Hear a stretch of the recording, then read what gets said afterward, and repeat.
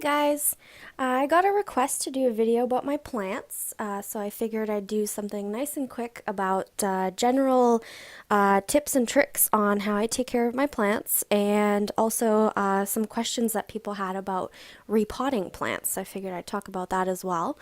I mainly have succulents and cactuses, so it'll be focusing on that, and I don't have a whole lot. This is just a tiny bit of my collection here. Because I don't have a lot of space for them.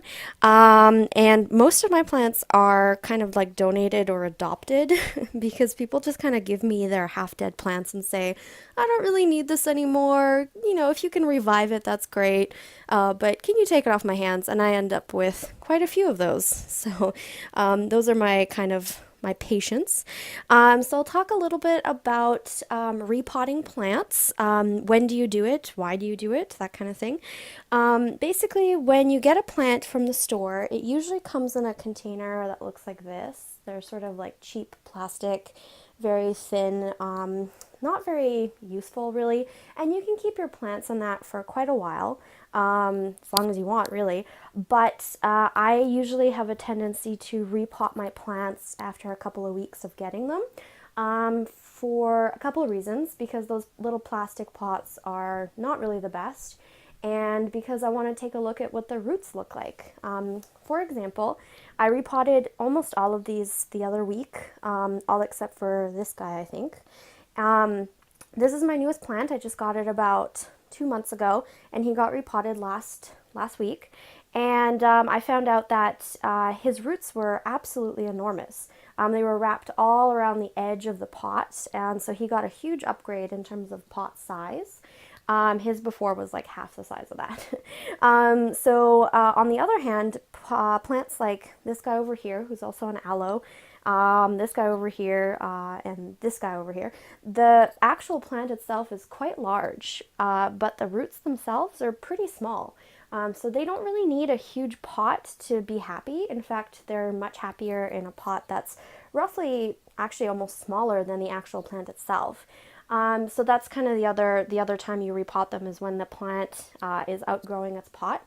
And lastly, you usually repot them when they need some fresh soil, when the nutrients in the old soil get kind of dried out and aren't really useful anymore.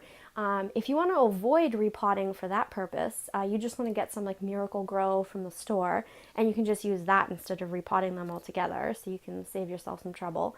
But I have a tendency to repot them once every year and a half or so, because I want to take a look at those roots and see if everything's still healthy and if it's all good to go.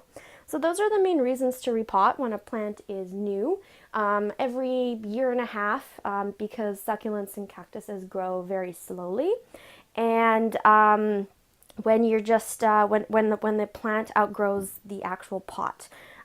Which you won't really know until you take a look at the roots. But sometimes when it's just getting really enormous, it's time. So how do you repot a plant?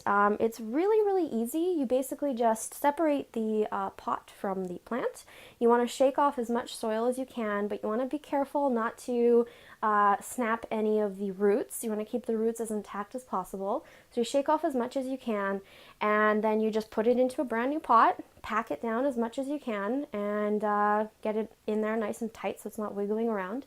And that's basically it. It's fairly easy.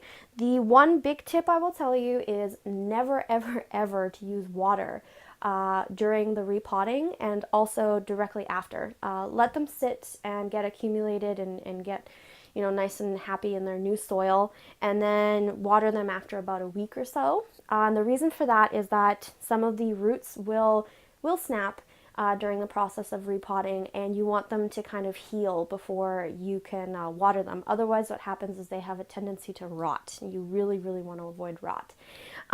So all of these guys were repotted about a week ago. They're all nice and happy now. And the one thing you'll notice is that all of my pots are terracotta. They're this sort of clay color. And the reason for that is because terracotta is nice and breathable. I'll show you, they look like that. And they're really, really cheap. They're really, really breathable. They're porous. And I find that my plants are much, much happier when they're in a porous pot than when they're in a plastic, glass, or glazed ceramic pot. I had two planters that I put together at the same time, and the plants in the terracotta planter were doing really, really good. They were really nice and happy, whereas the other plants in a glass planter were just struggling a little. They weren't very happy. So that was kind of my experience with different kind of pot types. So I've kind of moved over almost entirely to terracotta for everything, because you can get them really cheap in different sizes and all over the place. I mean, like any hardware store, even like dollar stores carry them, and they're like $1 per pot. So they're really, really cheap. And yeah, so the other tips I have on taking care of succulents and cactuses is basically you want three things. You want the soil, the water, and light source. Those are its three main things. Soil, as I mentioned, you can repot your plant every once in a while or just give it some feed occasionally. The other is water, so that's my other really big tip. The number one death of cactuses and succulents, in my personal experience, has been overwatering, or somebody just watering it to the point where it starts to rot. And I'll tell you, if a plant is dried out, people always bring me their dried out plants and they say, I can't, this won't live. I don't have time to take care of it. And they give me their plants. Like this guy, for example, was almost entirely dried out and very sad. He was kind of drooping over. He was only about that big, and that was only about a year ago. And within a year, he's looking much better. You can see there was some bite marks from animals as well. And after about a year, he looks much, much better. And the reason for that is that if he's dried out, you can revive a plant that's dried out. If they're rotten, that's kind of the end of its life. There's not really much you can do. So you want to avoid rot as much as you can, because that's like the number one killer, is people just overdo it. And cactuses and succulents, they really don't need a lot. And I find, in my personal experience, their preferred method of being watered is to just soak them completely through, get the water to like run out the bottom, and then get them completely dry and let them stay dry for a little while. So I water my plants, I soak them through maybe once every 2 weeks to 3 weeks, depending on the plant. They really don't need a lot. They're perfectly happy being, in fact, they're much happier being dried out than they are when they're kind of swamped with water. So that's my other big tip. And then finally, give them a really, really good light source. I invested in a plant light. They're really expensive, but from what I've noticed is my plants are so much happier now. They're growing much bigger, they're much happier, they're all happy and alive, and they're doing much better with the plant light. And it's a big investment. They're like $50 to $60 depending on where you get it from and how big it is. But if you don't want to do that, if you don't want to invest in a plant light, my biggest suggestion is to get like a crappy old like lamp from a thrift store and get a really bright LED light bulb, stick it in there, and then put that light overhead. And I say overhead because if you put it to the side, if the light is coming in from the side, what succulents will start to do, you'll notice, is they'll sort of suddenly grow up and then to the side. And that's when they're looking for a light source. That is where a lot of people are like, this plant is starting to look really ugly. And they say they don't like it anymore. They like it when it's nice and like flat and it grows outward instead of upwards.